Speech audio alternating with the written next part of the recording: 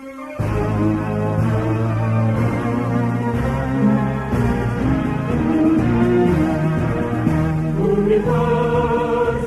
Indonesia, universitas kami, ibu kota negara, pusat ilmu budaya bangsa. Kami mahasiswa, pengabdi cipta, belajar ilmu pengabdi luhur, untuk nusa dan bangsa. Selanjutnya kita bisa lihat, saudara lihat di sini, ini masih banyak contoh-contoh, karena memang nanti justru sebenarnya kita harapkan Anda sekarang mulai memikirkan kalau misalnya sekarang Anda dari kepolisian atau dari militer atau dari intelijen, ya, apa yang bisa Anda cari atau buat contohnya untuk bisa menjelaskan tentang pendekatan inter dan transdisipliner itu, ya. Nanti mudah-mudahan kita akan coba, misalnya kan kemarin itu, misalnya ini tentang cyber war, ya. Ini kan cyber war itu dia memang kan bisa dilakukan dari mana saja, tidak perlu misalnya seperti tadi kita katakan waktu Perang Dunia Pertama, Perang Dunia Kedua, kemudian ini itu kan sebenarnya masih jauh berbeda sekali dengan apa yang kita katakan sekarang dengan permalahan cyber war, cyber defense, ya. Ingat, cyber defense itu bisa melumpuhkan kita ketika misalnya ada ilmuwan yang bisa karena misalnya melumpuhkan sistem komputer atau misalnya sistem listrik kita dari jauh. Coba bayangkan kalau misalnya 1 hari 2 hari saja misalnya listrik seJakarta tidak bisa jalan karena serangan cyber. Jadi sekarang cyber war, cyber defense itu sebenarnya masalah-masalah yang sangat penting untuk dipelajari, terutama sekali bagi teman-teman misalnya dari pertahanan, ya. Kebetulan semester ini saya diminta untuk mengajar satu mata kuliah tentang mata kuliah ini untuk teman-teman dari TNI. Saya sebenarnya belum siap, ya, bagaimana memberikan contoh-contoh untuk itu karena saya harus belajar. Tapi saya punya prinsip, ya, teman-teman yang ikut di S3 atau di S2 TNI, Ketahanan Nasional ini, bukan Ketahanan Nasional karena itu sudah ada sebelumnya, TNI ini saya pikir kita bisa bekerja sama untuk bisa memperluas pemahaman kita tentang permasalahan-permasalahan yang muncul tentang cyber war. Kemudian ini, ya, saya punya buku banyak sekali sebenarnya tentang permasalahan cyber itu. Ini tentang globalisasi, terorisme, ya. Jadi tahun-tahun lalu perkuliahan itu saya misalnya untuk cyber war atau cyber defense atau misalnya tentang apa itu saya berikan melalui online untuk buku-buku ini. Jadi kalau nanti misalnya diberikan tugas pada saudara misalnya diminta untuk bisa membuat satu tulisan, misalnya katakanlah tentang cyber war atau misalnya tentang cyber defense atau misalnya cyber crime atau misalnya macam-macam, itu justru sebenarnya sekaligus bukan hanya Anda, saya juga ikut belajar, artinya memperluas wawasan. Karena tidak mungkin misalnya saya kemarin dapat dari teman itu tentang, karena saya diminta semester ini untuk mengajar tentang mata kuliah bagi saya itu sebenarnya mata kuliah baru tentang forensik. Awalnya sebenarnya itu 3 bidang ilmu yang dicoba digabungkan di sana: psikologi forensik, kedokteran forensik, 4 bidang ilmu, kemudian filsafat, dan satu lagi tentang forensik dari kepolisian. 4 bidang itu sekarang dibuat judulnya forensic science, ya. Yang mengajar di situ kalau tidak salah ada 5 orang. Saya bilang ke teman, saya tidak mau terlibat banyak karena terlalu banyak yang saya harus selesaikan dalam 1 semester ini. Menyiapkan materi, menyiapkan bahan kuliah, kemudian rekam. Dan awalnya rekam itu pun yang awalnya dilakukan di UI ternyata tidak berhasil dan saya harus lakukan sendiri. Dan itu membuat masalah semakin merepotkan. Kembali lagi ke masalah itu, saya tanya tim saya, dosen di filsafat juga di SKSG, saya tanya, ada nggak buku-buku tentang forensik? Saya diberikan e-book, mungkin ada sekitar 30 judul buku tentang forensik. Saya hanya begini, saya tidak tahu bagaimana awalnya. Karena mata kuliah ini sebenarnya awalnya itu dipegang oleh profesor dari kriminologi UI, Adrianus Meliala. Yang sekarang Adrianus Meliala itu beliau ini jadi ketua lembaga negara, saya agak lupa. Lalu hampir 2 tahun yang lalu saya dihubungi oleh Prof. Adrianus Meliala menyatakan bahwa saya diminta untuk bisa terlibat mengajar di mata kuliah forensik dan kriminologi ya. Saya bilang saya tidak ini Prof, karena memang yang pertama itu bukan bidang saya. Yang kedua saya udah terlalu banyak mengajar. Tapi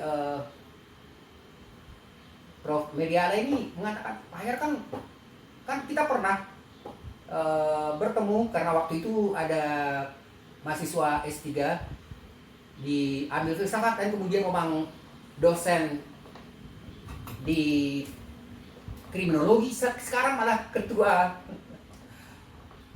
program S1 kriminologi, dan sekarang dalam kuliah forensik ini ikut terlibat karena saya usulkan juga beliau untuk bisa ikut di sini kalau misalnya Prof. Adrianus tidak bisa. Lalu saya bilang saya hanya bisa ikut kuliah kalau bisa, saya usulkan hanya 2 kali kuliah saja. Kebetulan yang jadi koordinatornya itu sekarang adalah Zora, dia S2-nya dari psikologi UI. Saya lama mengajar di program pasaran psikologi UI dan saya baru ingat kembali tentang Bu Zora ini waktu ada pertemuan dosen-dosen di Menteng, di hotel di Menteng untuk tentang perkuliahan. Lalu saya kenal kembali dan sekarang untuk koordinatornya adalah Bu Zora karena dia ambil doktornya tentang bidang-bidang ini di Australia. Jadi ada dari bapak dari polisi, ada dari forensik kedokteran, ada forensik kriminologi, ada dari psikologi. Jadi ini kuliah yang menarik bagi saya sendiri. Sebenarnya mestinya tema ini memerlukan 6 bulan atau 1 semester untuk mempersiapkan materi kuliah. Tiba-tiba saya bisa dengan tiba-tiba begitu saja. Kebetulan waktu itu saya kenalnya dengan Prof. Meliala waktu saya jadi, kalau tidak saya jadi promotor untuk salah satu disertasi di filsafat tentang permasalahan kriminologi. Jadi sekarang saya lagi menyiapkan materi kuliah itu, dan itu saya baru semester ini juga terlibat. Jadi tadi saya katakan ada berbagai macam sebenarnya bidang ilmu yang saling terkait. Tadi saya katakan tentang forensik. Coba saudara bayangkan bidang forensik itu. Kalau ada misalnya, ingat kejadian serangan 11 September. Coba bayangkan itu.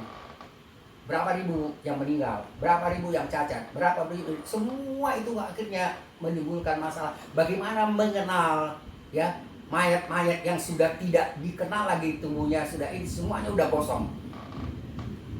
Lalu ini masalah kejahatan, dan masalah kejahatan ini berkaitan dengan kriminologi, dengan masalah pengadilan. Lalu bidang apa saja yang bisa membantu untuk bisa menjelaskan identitas seseorang? Mulailah yang kita katakan tadi, misalnya forensik dari kimia, forensik dari bidang persenjataan, forensik dari kedokteran. Forensik dari kedokteran itu juga bisa berbeda, misalnya tentang keahlian tentang DNA, atau keahlian misalnya tentang gigi, dan lain-lain. Jadi begitu banyak sebenarnya bidang ilmu yang diperlukan untuk mengidentifikasi dan untuk membantu pengadilan. Saya berikan contoh lagi, dan ini yang lebih jelas mungkin bagi kita. Kalau misalnya mau menjelaskan tentang bagaimana pendekatan trans dan multidisipliner itu bisa menyelesaikan satu masalah. Ketika misalnya ada kasus, mungkin masih ingat, saya juga mestinya harus lihat-lihat lagi data-data tentang itu karena sudah cukup lama, tentang kasus kematian kopi Vietnam. Ingat itu? Antara Jessica dan kalau tidak salah temannya Hani. Ya, jadi ingat, kan itu sebenarnya suasana sepertinya mestinya itu suasana yang membuat senang ya. Teman yang sudah lama sama kuliah di Australia tiba-tiba ketemu di Jakarta dan kemudian mau ngopi bersama. tapi tiba-tiba ada masalah besar yang di luar dugaan, ya, yang tiba-tiba misalnya Ani meninggal dan kemudian tertuduhlah Jessica sebagai pelakunya memasukkan cyanida ke kopi Vietnam itu. Begitu masuk ke pengadilan, coba bayangkan berapa ahli psikologi masuk di situ, berapa ahli kimia masuk di situ, berapa orang dokter masuk di situ untuk memperjelas itu, semua bidang-bidang ilmu itu mencoba untuk bisa menyelesaikan masalah sesuai dengan bidang keahliannya, ya. Jadi hakim nanti memutuskan itu seperti dia sebenarnya seorang yang kita katakan sebagai pemimpin di dalam orkestra itu. Jadi bagaimana misalnya akhirnya dia dengan data-data, dengan keterangan yang banyak itu bisa mengambil kesimpulan seadil mungkin. Jadi kita sekarang hampir di seluruh bagian kehidupan kita menemukan apa yang kita sebut dengan pendekatan problem yang kompleks itu. Problem yang kompleks itu, ya saudara lihat di sini, bisa dia melibatkan disiplin X, Y, dan Z atau disiplin-disiplin lain.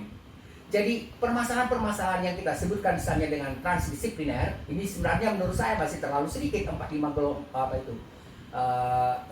yang lebih nyata dan lebih memerlukan kerjasama. Misalnya memang bisa bukan hanya sekedar seperti penyelesaian kasus yang saya katakan tadi seperti kasus Jessica, tapi bisa saja misalnya tentang pemanasan global. Selanjutnya saudara, kita lihat pada bagian berikutnya bahwa ya ini juga sebenarnya masih menjelaskan tentang multi, inter, dan transdisipliner. Ya, kerjasama sebenarnya bisa di sini pendekatan interdisipliner dari bidang biologi, ya, kemudian ilmu sosial, kemudian ekonomi, menjelaskan tentang permasalahan kerjasama dalam menyelesaikan masalah problem kerjasama, metodologi untuk menyelesaikan masalah yang kita katakan menjadi keprihatinan bagi 3 bidang ilmu itu.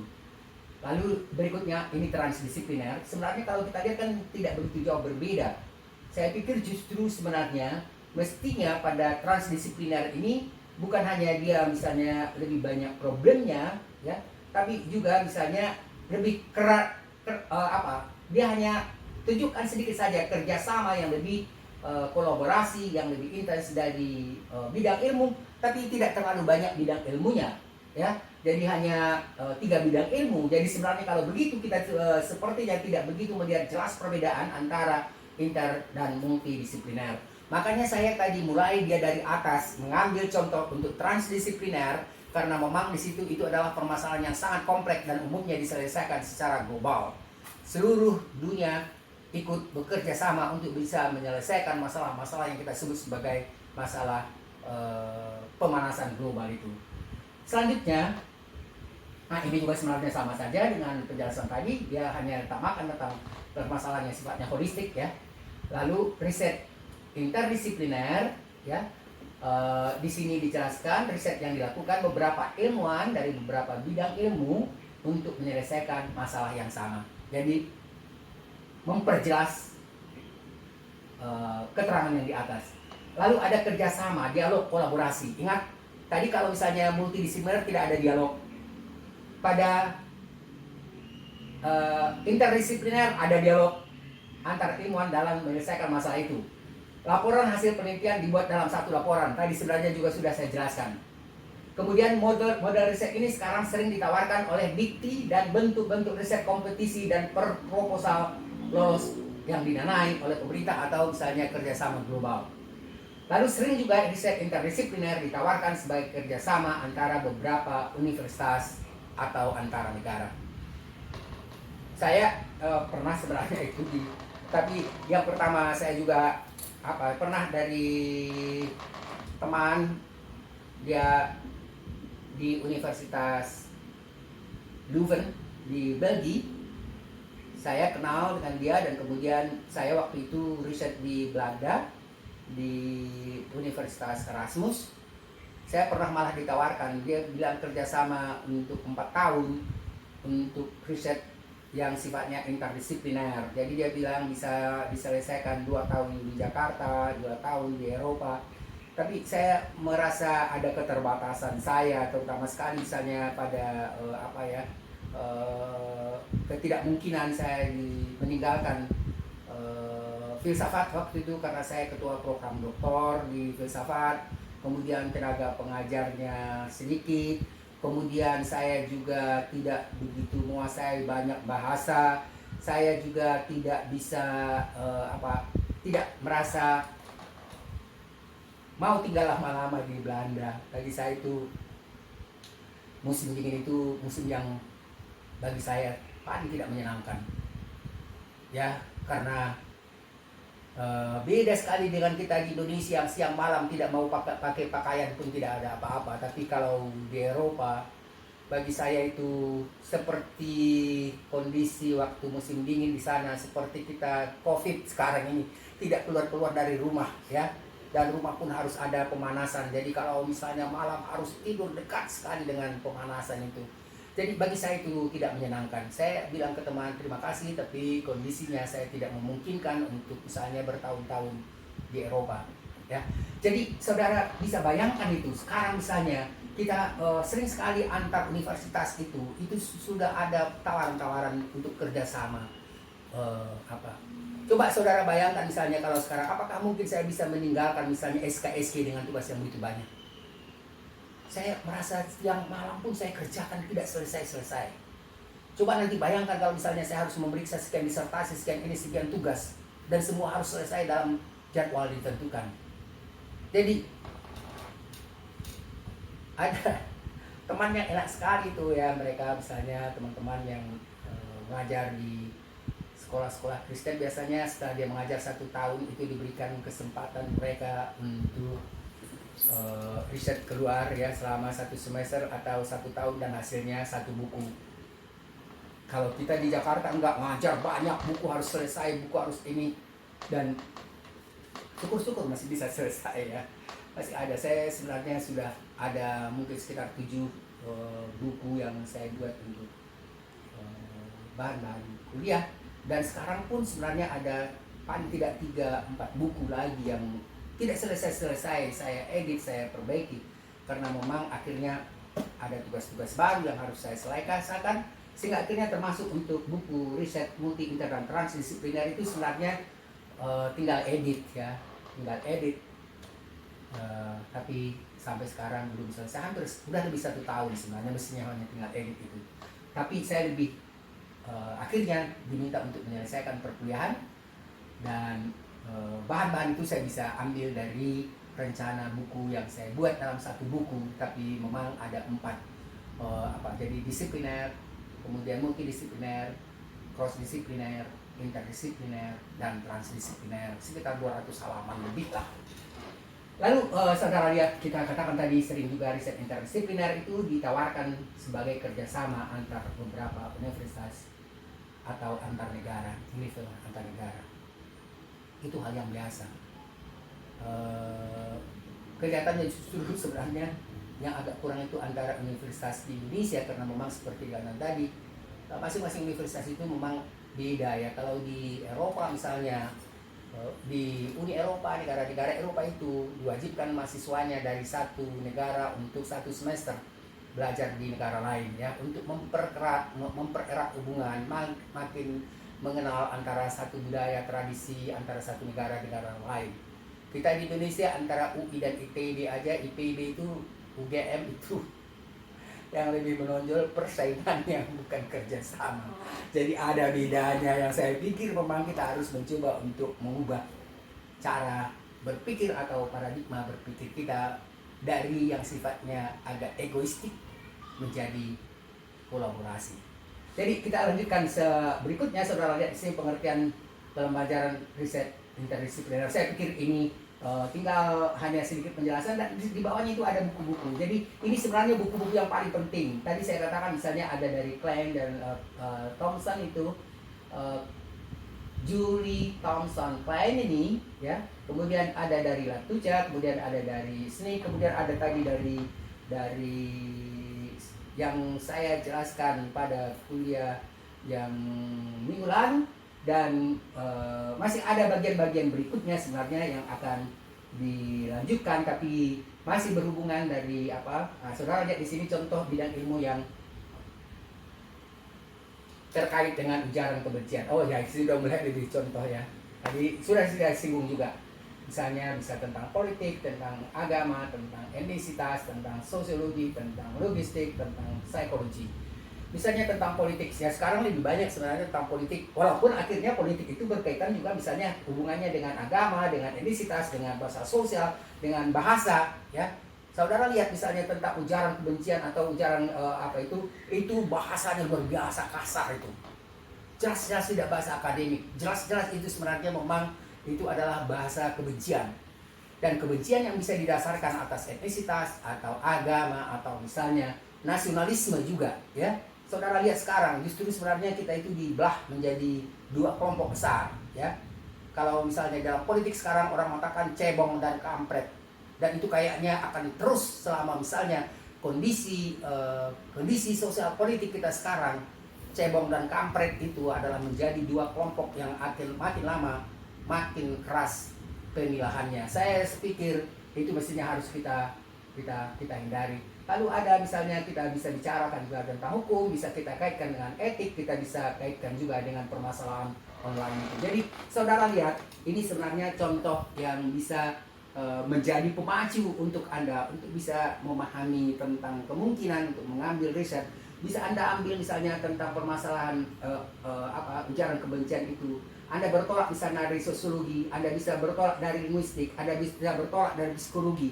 Dan psikologi itu nanti menjadi penting sebagai bagian yang untuk tema psikologi itu menjadi sentral di dalam pendekatan riset Anda. Jadi ingat tema, yang penting ada tema yang kita ambil.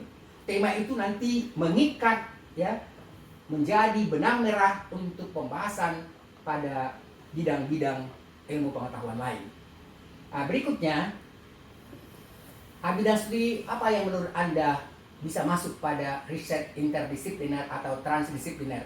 Ini sebenarnya, ya, bagi Anda yang sekarang misalnya sudah atau kuliah pertama sudah mendapatkan bahan ini, Anda sudah bisa pikirkan. Jadi kita rencananya memang mulai dari kuliah pertama semua bahan itu sudah ada di tangan Anda. Jadi Anda sudah bisa mulai awal itu mempersiapkan. Saya selama ini nilainya sangat bagus mahasiswa itu umumnya 75% itu A dan A minus karena memang mereka, saya selalu minta selesaikan tugas ini selama 1 semester. Kalau Anda ingin lulus, ya, Anda tidak misalnya tugas akhir itu dijelaskan pada bagian akhir perkuliahan, enggak. Di awal perkuliahan Anda sudah tahu apa yang harus Anda kerjakan. Kalau mau, saya bilang Anda pasti lulus dengan baik. Jadi saudara lihat di sini misalnya tentang global terrorism. Ya, ingat istilah global terorisme itu sebenarnya muncul dari Presiden Amerika setelah terjadinya terorisme 11 September.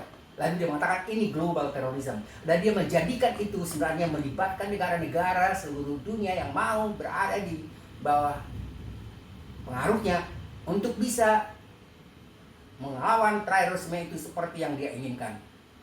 Kadang-kadang kalau saya sekarang begini, kadang-kadang kalau kita misalnya mencoba melihat terorisme itu kadang-kadang terlalu picik, ya. Jadi coba misalnya di sini di Indonesia ini orang mengatakan terorisme itu ada agamanya agama Islam. Waduh, saya pikir itu berbahaya sekali. Dan itu tidak bisa dipertanggungjawabkan. Ingat misalnya waktu ada terorisme di New Zealand, ya. Justru sebenarnya Perdana Menteri New Zealand itu justru datang dan mengatakan minta maaf, kemudian rakyat New Zealand ya simpatik dan kepada umat Islam.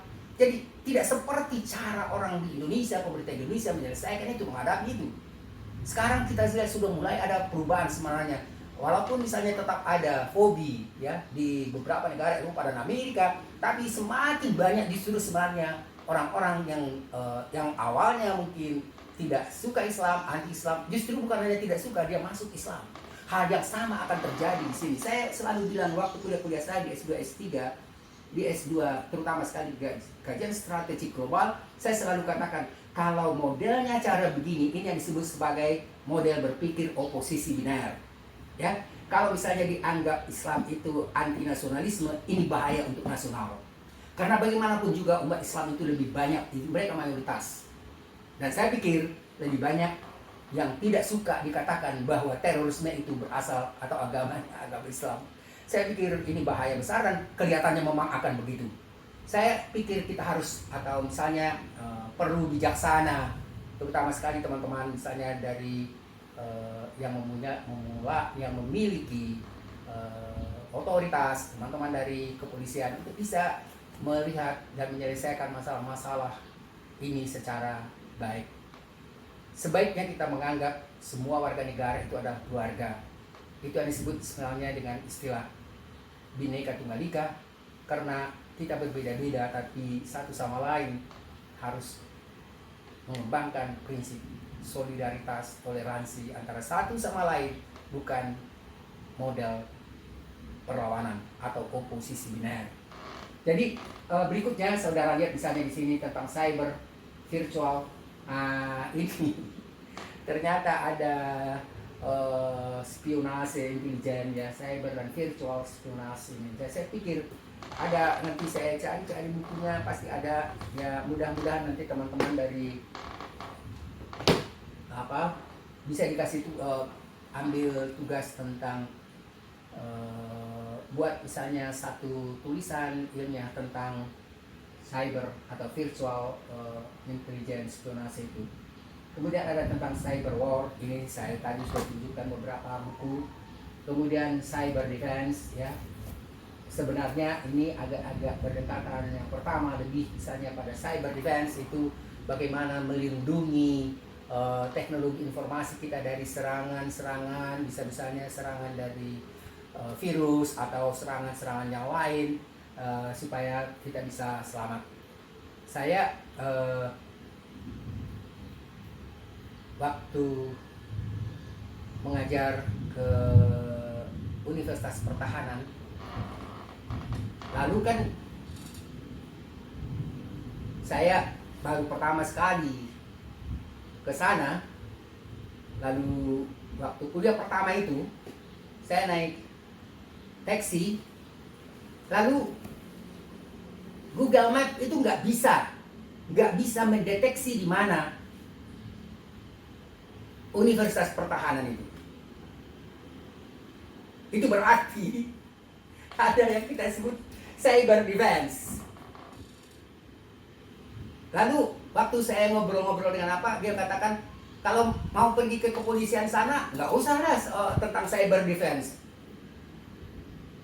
Teroris juga bisa dengan mudah masuk gitu loh. Jadi saya pikir justru sebenarnya ini problem-problem baru yang harus kita pikirkan. Jadi waktu itu saya bilang kalau begitu mungkin hanya baru universal atau bagian lembaga pertahanan saja yang tidak bisa dilacak oleh Google Map. Coba saudara bayangkan kan sekarang kalau misalnya kita bicara tentang cyber war, itu kan sebenarnya bisa mereka menyerang kita hanya dengan menggunakan teknologi itu. Ya. Jadi hal-hal baru itu yang saya katakan, kita mulai memasuki misalnya tentang hal baru. Ya kadang-kadang saya ingat dulu waktu baru-baru ini kan menciptakan membentuk 10 juta generasi mahasiswa untuk bela negara. Saya pikir sih ada positif-positifnya juga, tapi mungkin lebih banyak negatifnya. Ya, kalau hanya memikirkan misalnya model itu seperti bagaimana kita mempertahankan atau memperoleh kemerdekaan pada tahun 1945 dengan membawa mahasiswa berbaris-baris, membawa bambu runcing, yang sama sekali tidak sesuai dengan perkembangan sekarang. Jadi saudara lihat misalnya ada ini maksudnya Anda diminta memikirkan tugas ya, tapi saya belum tentukan karena kalau nanti Anda mau menyusun disertasi, Anda misalnya mau mengambil tentang cyber war atau cyber defense atau cyber crime di S3 kepolisian di Blok M, saya ngajar di sana. Saya membimbing sekarang yang akan ujian dalam beberapa hari untuk doktor, saya promotornya. Disertasi yang sangat bagus. Ya, itu disertasi problem fenomena pertama yang terjadi tentang terorisme.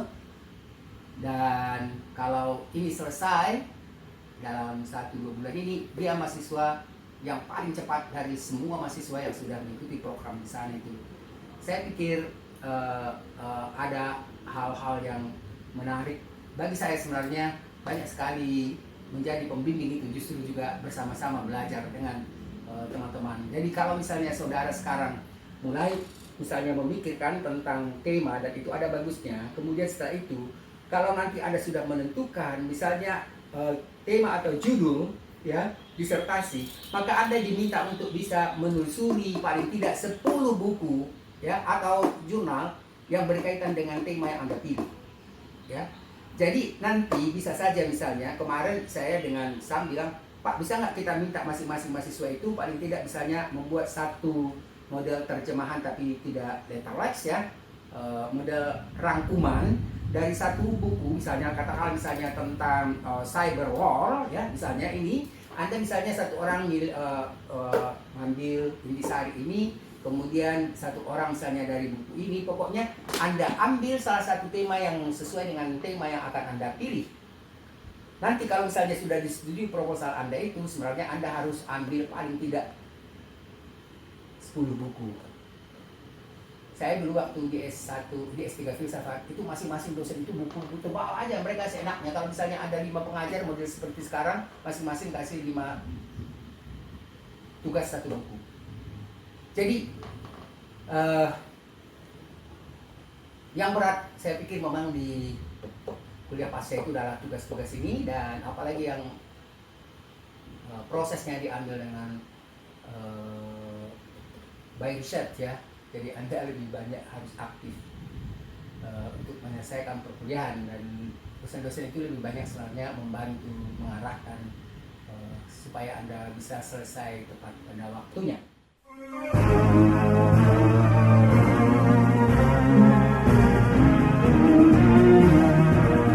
Universitas Indonesia,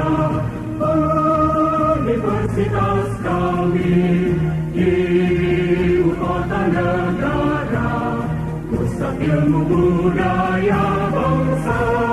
Kami mahasiswa pengabdi cipta.